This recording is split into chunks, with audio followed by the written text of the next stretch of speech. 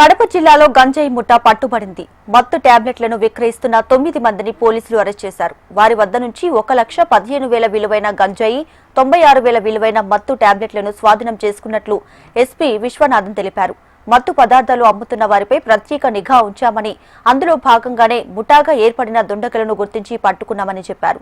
మత్తునిచ్చే టాబ్లెట్లను బయట ప్రాంతాల నుంచి తీసుకువచ్చి నగరంలో అధిక ధరలకు అమ్మి సొమ్ము చేసుకుంటున్నారని చెప్పారు.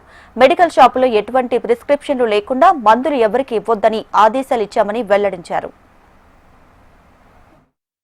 కడపలో ఉన్న ganja and tablet drugs gang మేము బస్ చేసాం. డిటిసి సర్కిల్ దగ్గర రైడ్ జరిగింది.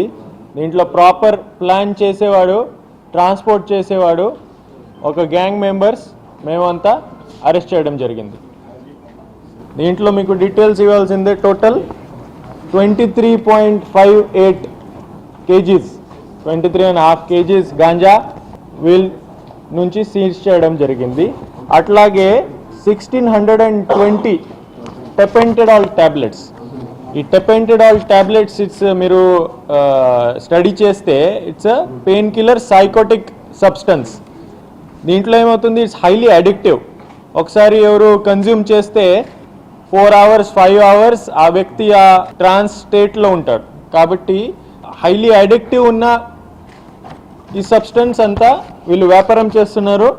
కడప యూత్ కొన్ని పాకెట్స్ ఉన్నాయి. కడపలో ఉన్న యూత్ వీళ్ళు అలవాటు అయి ఉంటాడు.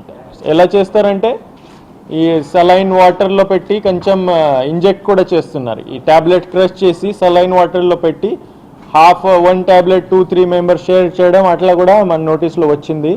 కొన్ని పాకెట్స్లో ఈ టెపెంటడాల్ అండ్ వేరియస్ ట్యాబ్లెట్స్ యూజ్ మన నోటీస్లో వచ్చింది. ముఖ్యమైన రీజన్ అంటే ganja is control. Ganja network చాలా వరకు మేము డిస్అసెంబుల్ చేసేసాం. గాంజా చాలా టైట్లీ కంట్రోల్గా ఉంది.